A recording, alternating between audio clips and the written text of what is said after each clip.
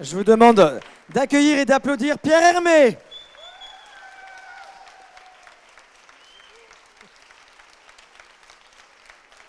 Vous avez vraiment un public conquis. Elles n'ont pas bougé de peur de ne plus avoir de place au premier rang depuis ce matin. On va commencer alors.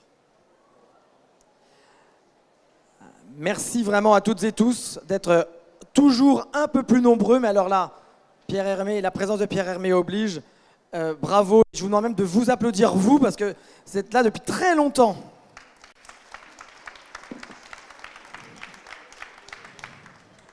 Ça fait un drôle d'effet, hein? Bonjour à toutes, bonjour à tous. Merci d'être si nombreux, ça fait plaisir. Tous ces passionnés amateurs de pâtisserie, merci à vous tous. Alors Pierre Hermé, nous allons commencer notre échange. On va vous connaître davantage. Vous voyagez, vous avez un emploi du temps très chargé. Vous arrivez de Macao ce matin, vous nous l'avez dit. Que vous soyez le président de ce premier salon de la pâtisserie n'est pas une surprise. Mais pourquoi acceptez-vous encore des challenges ou des présences comme celle-ci? Pour moi, c'est un honneur de parrainer ce salon parce que c'est une très belle initiative. Ça veut dire que c'est une initiative qui contribue à mettre en valeur la pâtisserie, le métier de pâtissier et ceux qui le pratiquent, et qui permet de partager avec le public. Et c'est pour ça que j'ai accepté de parrainer ce salon et que dans ce salon, on trouve tous les univers de la pâtisserie, tous les chocolatiers, les pâtissiers, les glaciers. Il y a tout le métier qui est réuni dans ce salon et je trouve ça une très belle initiative. Il y a Thierry et Zachary qui sont les organisateurs. Je pense que vous pouvez les applaudir. Alors vous avez passé déjà du temps. Ça fait longtemps qu'on l'espérait et ils l'ont fait. Bravo. Vous avez passé du temps, je vous ai vu. Ouais, on peut les applaudir encore une fois. Allez, allez.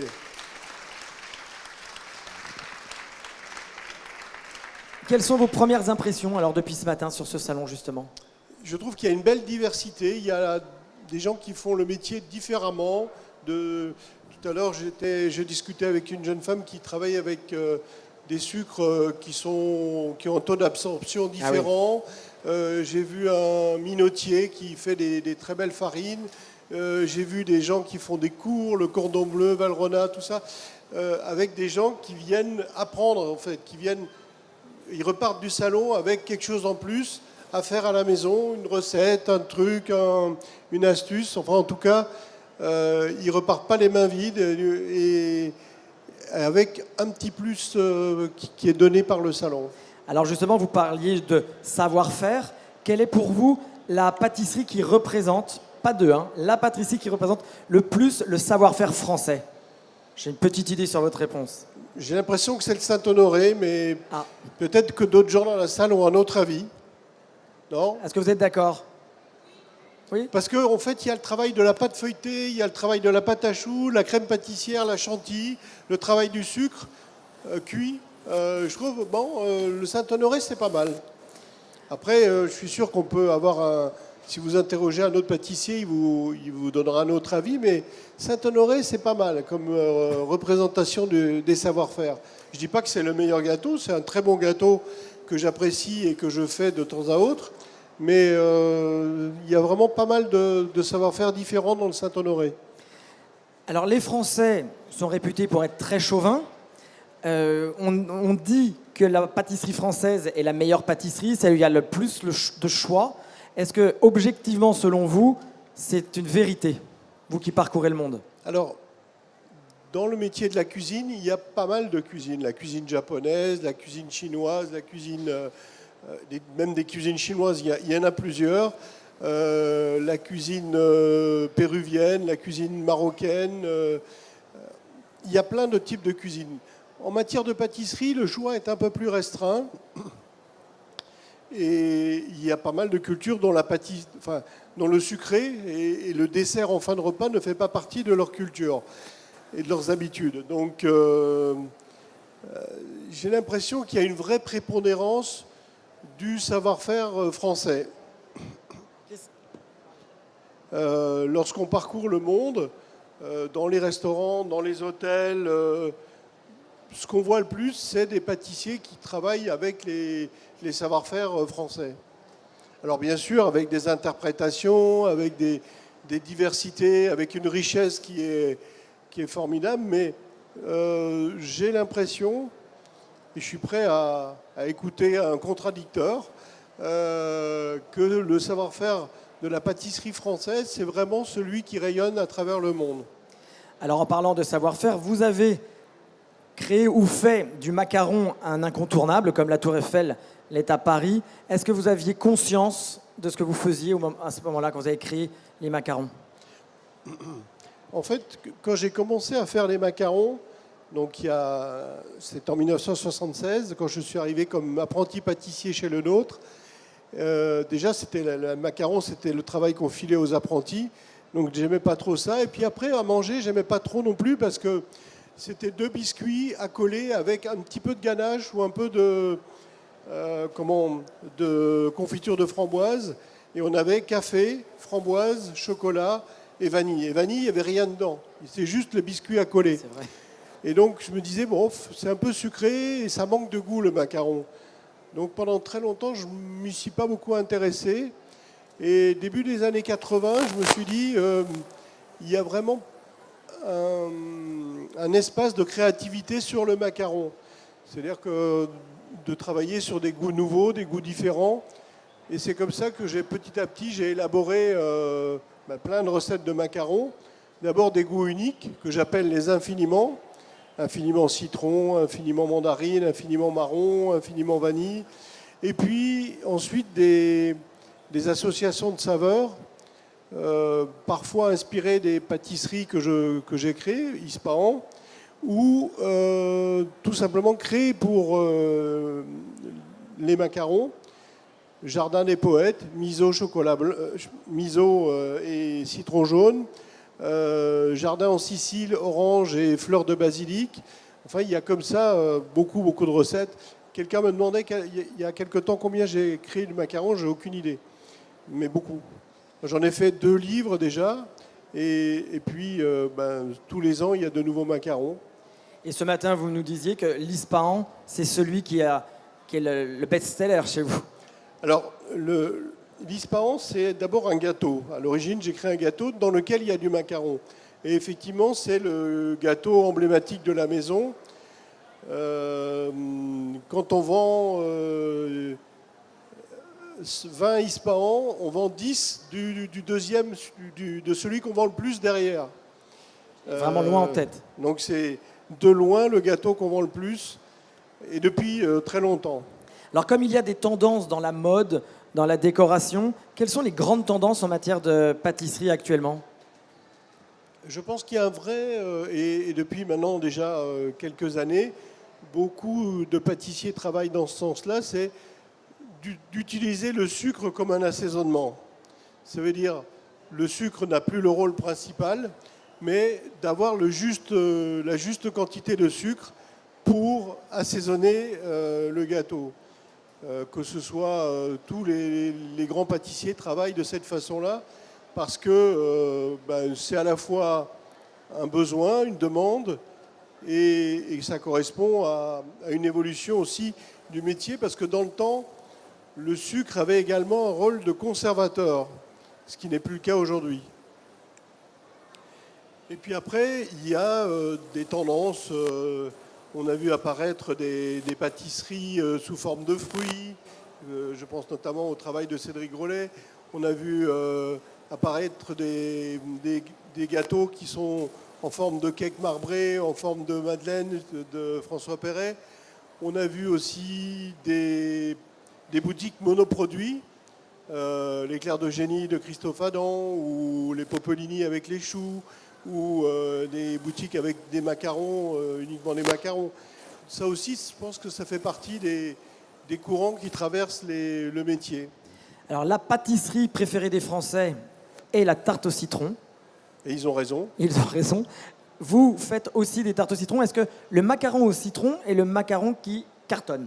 Non, le macaron au citron n'est pas celui qui se vend le plus. La tarte infiniment citron fait partie des gâteaux permanents de la maison. Ça veut dire qu'il y a une dizaine de gâteaux qui sont permanents, Ispahan, carrément chocolat, 2000 feuilles, tarte infiniment vanille, tarte infiniment citron, tarte infiniment noisette, plaisir sucré. J'en oublie un ou deux là, je sais pas, je ne dois pas être radiste, mais en tout cas ça fait partie des... Et j'ai travaillé de manière justement à réduire le gras, souvent la crème citron c'est assez gras, à réduire le gras et de mettre en valeur l'acidité du citron.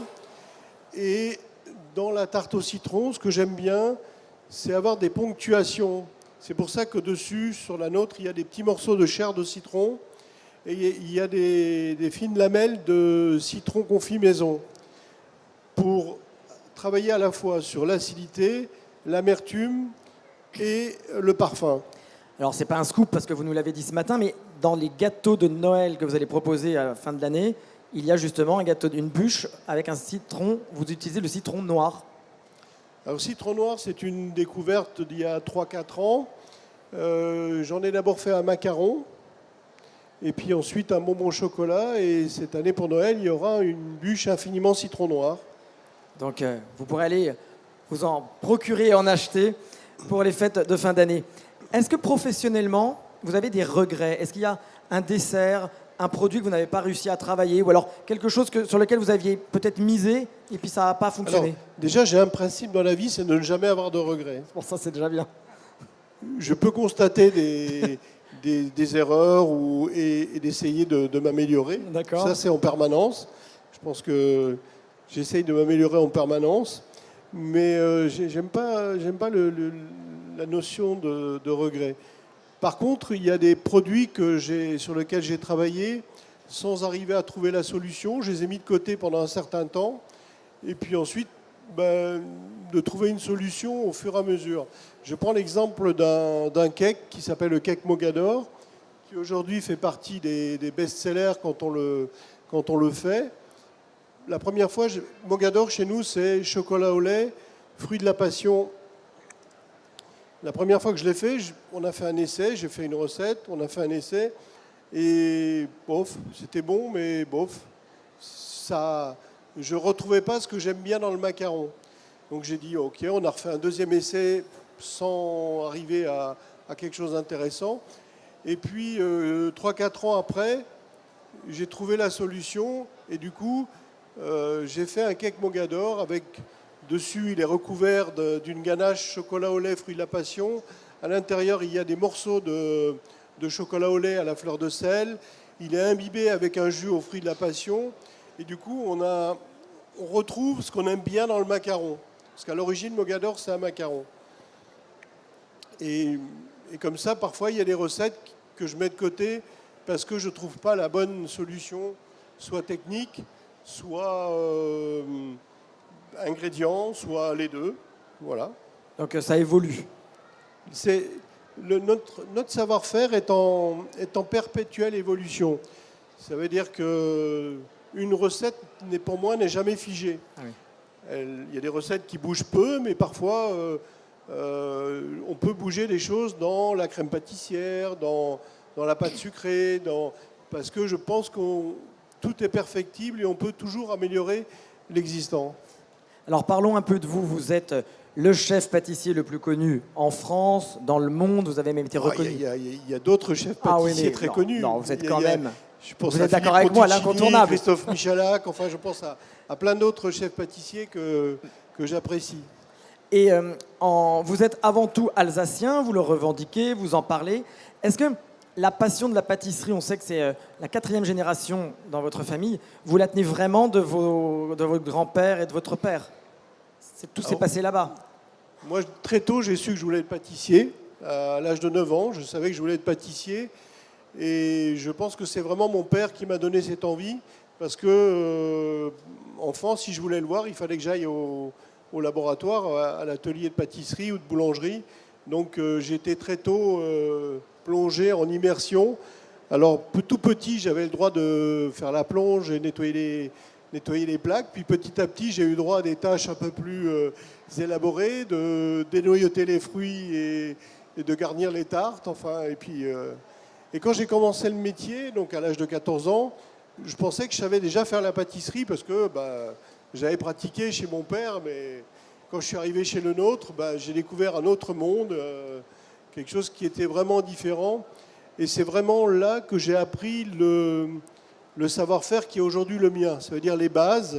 Parce que je crois que dans le métier, lorsqu'on pratique un métier artisanal, c'est bien d'avoir la chance d'avoir un maître d'apprentissage qui vous transmet des valeurs, qui vous transmet un savoir-faire, qui vous transmet une éthique. Et ça, c'est vraiment ce que j'ai appris chez le nôtre. C'est la connaissance des ingrédients, la connaissance des techniques, l'importance du détail pour produire de la qualité, l'importance de l'organisation pour produire de la qualité et surtout pour produire de la qualité de manière constante et permanente.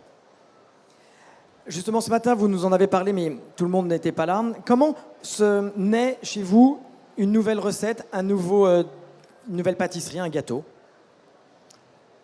Une nouvelle recette, un nouveau gâteau, un macaron, un chocolat, une glace naît toujours d'une envie.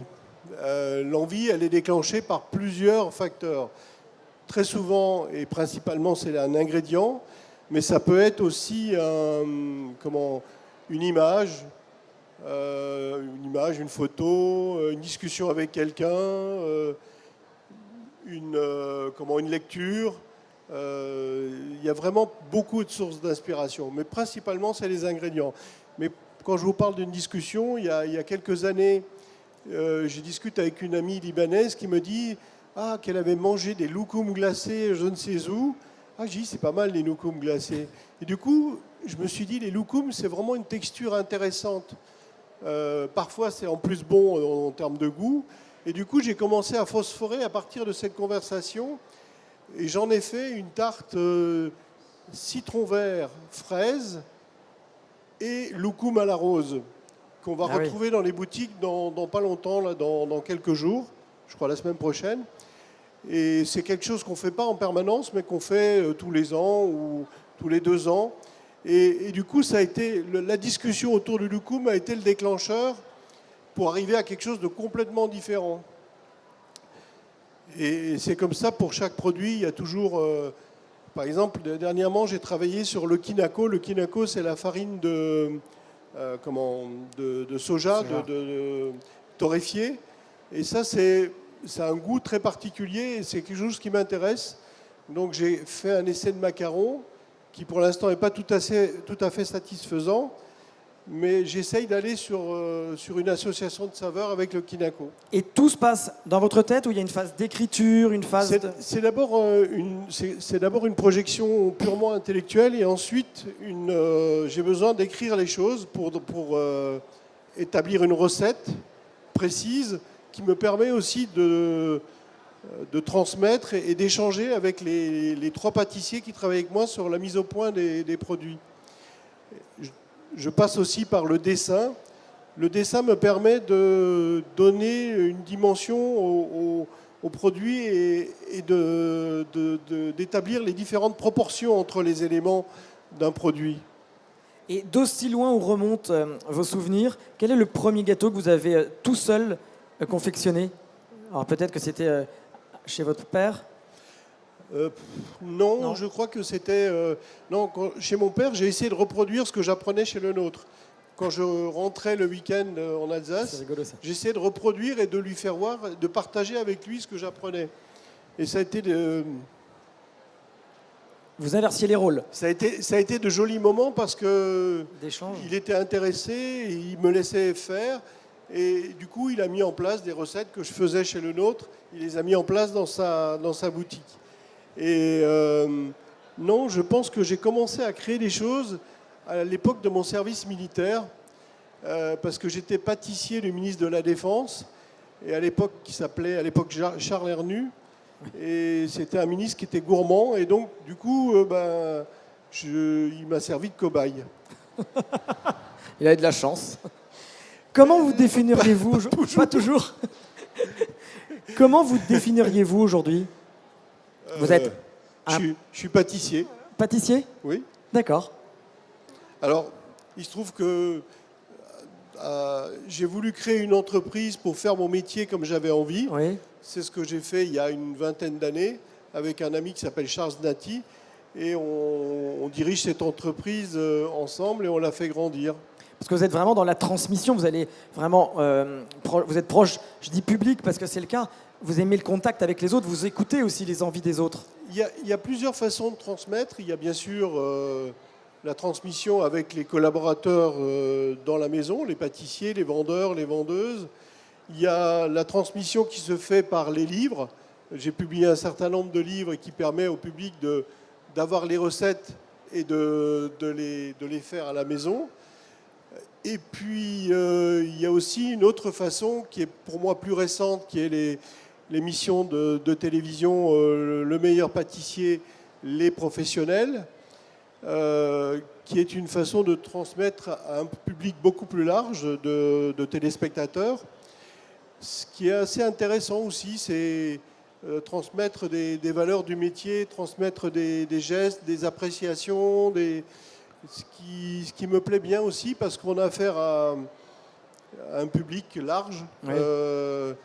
La dernière émission, lundi dernier, a fait 2,2 millions de téléspectateurs, la précédente 2004. Et puis lundi prochain, c'est la finale. Et en général, pour la finale, il y a toujours beaucoup plus de monde.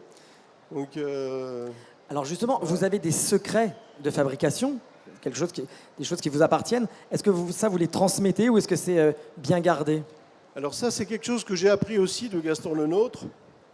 C'est qu'il n'y a pas de meilleur secret que ceux qu'on partage en termes de métier.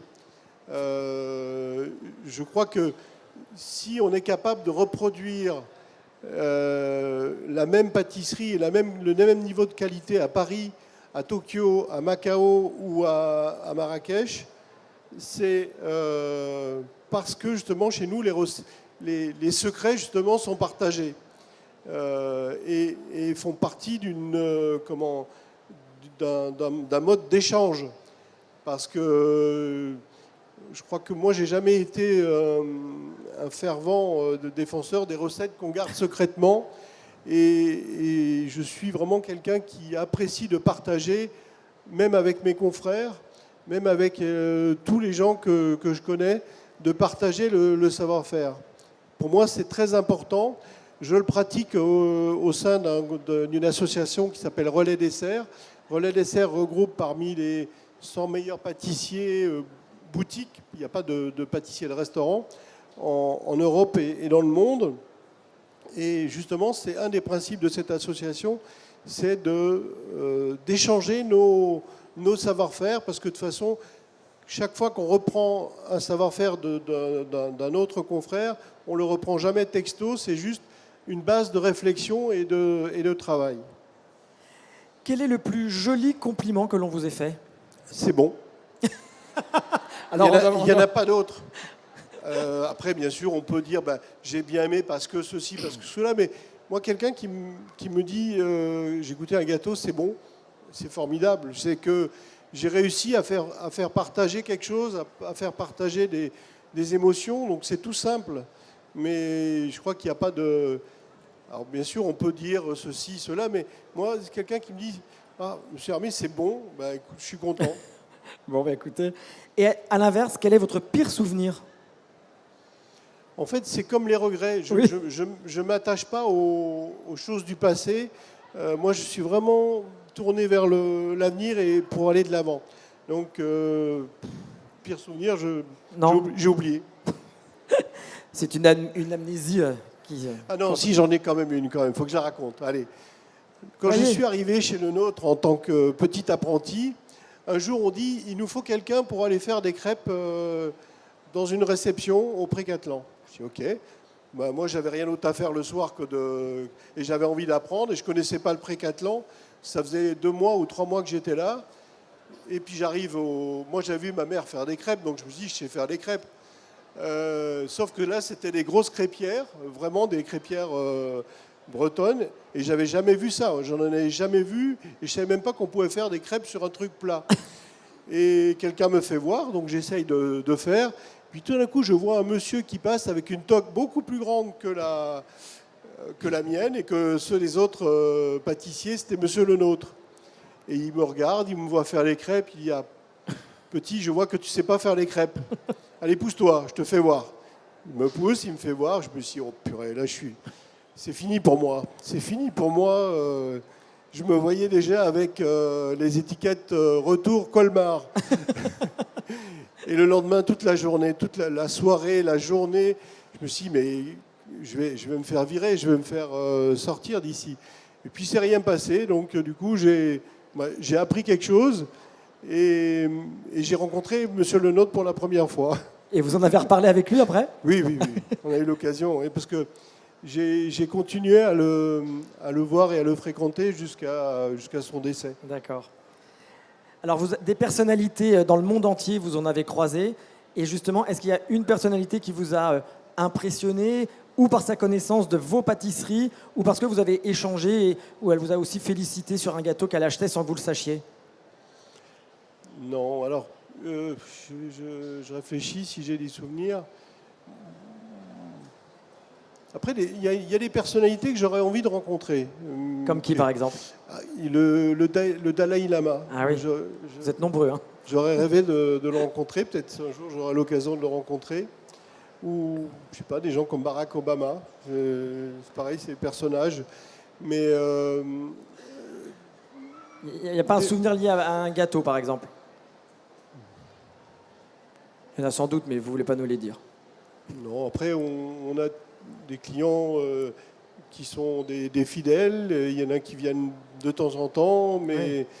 Pour moi, tous les clients sont importants. Donc, Alors, j'ai pris le mot pâtisserie. Alors, rue Bonaparte, au début, et je ne le savais pas quand on a choisi l'emplacement, on avait une voisine célèbre qui venait très souvent. Une voisine qui s'appelle Catherine Deneuve. Voilà. J'ai pris le mot pâtisserie et pour toutes les lettres, je voulais que vous nous disiez P comme... Pardon? P, la première lettre du mot pâtisserie, ça vous fait penser à P comme... Pâte, partage. D'accord. A. Passion. Comme... A comme... Non. Architecture du goût. Je ne vais pas vous faire toutes les lettres. En parlant d'architecture, vous m'ouvrez aussi la porte. Ce matin, vous nous avez dit, si jamais je n'avais pas été pâtissier, même si vous êtes tombé dedans petit, vous seriez vu architecte et il y a une raison. En fait, je reviens un tout petit peu en arrière parce qu'on a utilisé ce mot d'architecture du goût qui peut paraître un peu sophistiqué, mais parce que dans un gâteau, quand on goûte un gâteau, il se passe quelque chose quand on mange. Et ce que j'appelle architecture du goût, c'est le scénario de qu'est-ce qui se passe quand je mange ce gâteau. Je prends par exemple l'Ispahan. L'Ispahan, on a d'abord la brutalité de la framboise, ensuite le croustillant du macaron, et puis le côté doucereux de la rose qui arrive, et ensuite on finit sur le litchi et on revient sur la framboise. Et ça, c'est ce que j'appelle l'architecture du goût. Et c'est les différentes sensations, les différentes textures, les différentes températures et les différentes saveurs que je mets dans un ensemble que j'appelle architecture du goût. Et ce matin, je disais aussi au public qui était là, c'est que dans la construction du goût, il y a une vraie similitude avec la construction des parfums. C'est-à-dire que moi, j'assemble les choses dans ma tête, d'abord. Après, j'essaye de retranscrire l'idée que j'ai dans ma tête. Et très souvent, les parfumeurs fonctionnent aussi de cette façon-là. Ça veut dire qu'ils se projettent dans un résultat, dans un résultat final d'association d'odeurs. Et donc je dis qu'on a des métiers très similaires. Et à partir de cette idée, j'ai un jour décidé de faire un livre avec un parfumeur, et justement on a confronté nos modes de fonctionnement et on en a fait des recettes, certaines improvisées, d'autres On a essayé de les expliquer et c'était un exercice extrêmement intéressant et qui a contribué à me conforter dans cette idée qu'il y a vraiment un pont entre ces deux métiers. Et aujourd'hui, dans votre univers, est-ce qu'il y a quelque chose qui ne... Si vous aviez une baguette magique pour faire avancer, par exemple, ou créer quelque chose de nouveau dans la pâtisserie, ce serait quoi? En fait, créer quelque chose de nouveau dans la pâtisserie... C'est votre quotidien? Je ne sais pas. Oui, ça fait partie de mon quotidien. Mais j'essaye toujours de... Mon seul guide, c'est de procurer des émotions.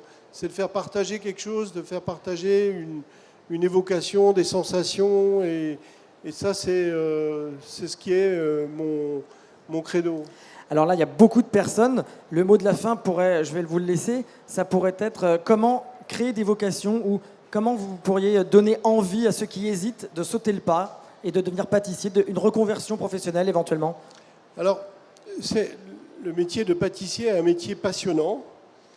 On peut y trouver vraiment beaucoup de bonheur. Moi, j'ai jamais l'impression de travailler, même si je travaille beaucoup et de nombreuses heures, mais c'est vraiment j'ai vraiment jamais l'impression de travailler parce que c'est ma passion avant tout. Et si je peux vous donner un conseil, c'est il faut être passionné, mais aussi il faut être patient. Ça commence par un P aussi, mais il faut être patient parce que tous les métiers artisanaux demandent du temps pour assimiler les savoir-faire. Alors il y a des gens qui vont plus ou moins vite, mais c'est super important d'être patient et d'écouter, d'être curieux, de non seulement connaître les techniques, mais connaître beaucoup les ingrédients, s'attacher aux détails. Et souvent je dis aux jeunes pâtissiers, il faut aborder votre métier comme quand vous abordez des études. Ça veut dire il y a une partie pratique que vous faites à l'école ou chez votre maître d'apprentissage. Ensuite, le soir, il faut bûcher, il faut chercher, il faut connaître l'histoire des ingrédients, d'où viennent les ingrédients, connaître le métier, les gens qui font le métier, être curieux, aller voir ailleurs chez les autres pâtissiers ce qu'ils font. Et il faut être patient et il faut apprendre, ça prend du temps. Très bien, je vous remercie infiniment. J'ai eu beaucoup d'invités ces 3 jours et le mot que vous avez tous en commun, c'est le mot passion. Merci beaucoup de votre présence et merci d'avoir répondu à mes questions. Belle fin d'après-midi. Merci beaucoup, merci de... Il y a des questions? Ah, il y a une question, madame. Elle a toujours une question. Est-ce que vous voulez bien passer le micro, s'il vous plaît? Merci. Donc là, j'ai préparé une question. Ah. Alors, d'abord, Monsieur Pierre Hermé, comme je vous l'ai déjà dit tout à l'heure, merci encore pour tout le bonheur que vous nous apportez. Vous êtes ma référence en matière de pâtisserie, mais pas que, pour les valeurs que vous véhiculez. Savoir-faire, humilité, créativité, transmission, partage et encore. Donc vous avez commencé votre parcours de pâtissier à 14 ans. Comment vous avez pu et su conserver cette longévité dans la pâtisserie avec un tel niveau d'excellence, tout en gardant cette passion intacte? C'est la remise en question permanente. Merci. Rien n'est jamais acquis.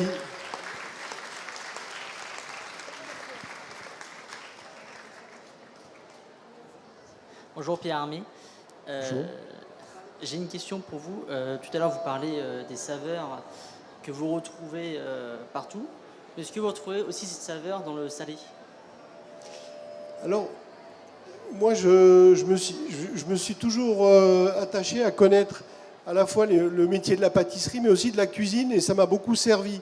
Ça veut dire que ça m'a permis de m'approprier des ingrédients de l'univers du salé et de les transformer en sucré. Après, le salé m'intéresse aussi du point de vue du gourmand, parce que je suis un affreux gourmand. Et donc, quand je mange du salé, j'ai besoin de comprendre comment c'est fait. Donc, j'ai acquis aussi une certaine culture du salé. La seule chose que j'ai beaucoup moins dans le salé, c'est la pratique du faire. mais j'ai une connaissance du métier enfin, des spécificités du métier de la cuisine. Et ça m'intéresse. Dernière question, est-ce que vous ferez plus tard des macarons salés? Alors pour moi, le macaron salé, c'est une ineptie. Je ne dis pas ça pour vous, hein, c'est juste parce que pour arriver à ramener le biscuit macaron dans l'univers du salé, il faudrait une garniture tellement salée que j'ai arrêté. Je me suis posé la question pendant un moment et j'ai utilisé beaucoup des ingrédients du salé, macaron foie gras, macaron truffe blanche, macaron vinaigre balsamique, macaron truffe noire, asperges, huile de noisette, menthe, petits pois, carottes, orange, cannelle. Tout ça sont des ingrédients du salé, mais que j'ai travaillé en sucré parce que pour moi, c'est impossible de le ramener dans l'univers du salé. Mais par contre, ce qui m'intéresse, c'est qu'un jour, quelqu'un me démontre l'inverse et me fasse changer d'avis. J'adorerais pouvoir changer d'avis. Merci infiniment. Donc peut-être ça va être vous. Merci beaucoup. Un jour peut-être. Alors, chef Hermé, déjà, merci. J'ai pas l'habitude qu'on m'appelle chef. Chez nous, les gens m'appellent pas chef. Désolé. Non, mais je plaisante. Déjà, vous parlez de transmission pour les jeunes générations qui sont dans la pâtisserie. Et moi, ma question, c'est qu'est-ce que vous attendez pour ces jeunes, les nouveaux pâtissiers, la nouvelle génération qui va arriver? En fait, moi, j'attends rien d'eux. J'essaie juste de donner des choses de mon savoir. Et c'est un devoir dans les métiers de l'artisanat de transmettre aux plus jeunes. Il ne faut surtout rien en attendre. Il faut partager avec beaucoup de générosité. Et la générosité fait partie aussi des valeurs de notre métier. C'est indispensable. C'est inhérent à nos métiers. Il faut partager, il faut donner. Et moi, j'en attends rien en retour, à titre personnel. Par contre, je suis toujours content quand des jeunes qui ont travaillé avec moi réussissent. Pour moi, c'est la plus belle récompense. C'est vraiment une récompense parce que ça veut dire que je leur ai donné un petit peu quelque chose qui les a aidés à grandir. Merci beaucoup.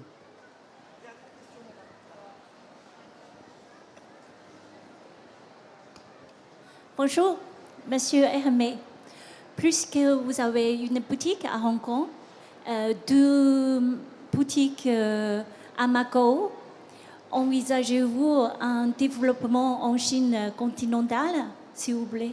Si oui, pouvez-vous nous en dire plus aujourd'hui, s'il vous plaît?